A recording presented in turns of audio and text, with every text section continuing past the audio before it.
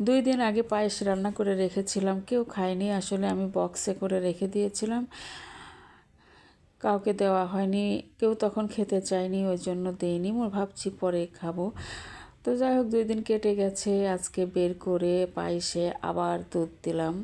দুধ দিয়ে পায়েসটা এখন আর পায়েস নাই, খিরসা হয়ে গেছে। এত দুধে 2 মোট চাউলের মধ্যে প্রায় 2.5-3 কেজি দুধ দিয়েছি, আর এর মধ্যে গুঁড়ো দুধ আরও দিয়েছি।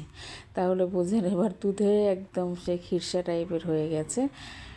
দেখতে দেখতে আমার পায়েসটা প্রায় হয়ে এসেছে রান্না।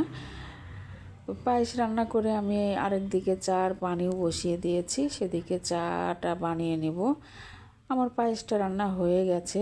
এখন আমি এই তো চা দিয়েছি, দুধ দিয়েছি, সব দেওয়া শেষ। এখন শুধু চাটা ফোটাচ্ছি আর একটু সুন্দর করে ফুটিয়ে চাটা নামিয়ে নেব।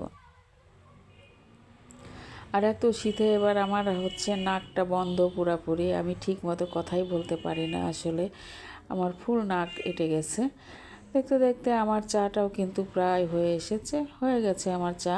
দেখেন মাশাআল্লাহ চায়ের কালারটা খুব সুন্দর এসছে।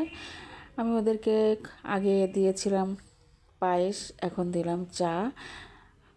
ভিডিওটা ভালো লাগলে সাথে থাকবেন। আল্লাহ হাফেজ।